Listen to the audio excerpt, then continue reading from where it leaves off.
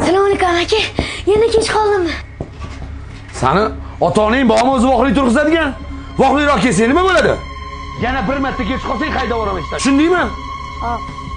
Bor ishingni qil.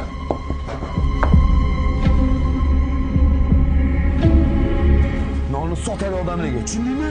Hop. Nolla bor, kelinglar, sunolla bor, kelinglar. Oxiri senga shu bolani uvol urmasin de.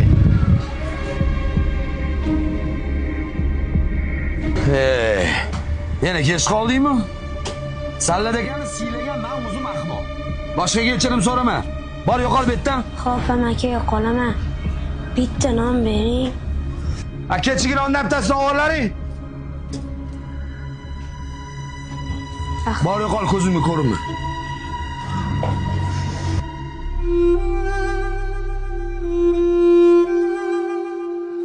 Ha o'g'lim, bugun voqli qaytibsan?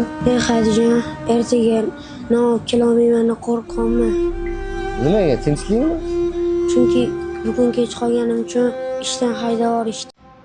Rizqimiz Allohdan. Xafa bo'lma. Hammasi yaxshi bo'ladi. O'g'lim.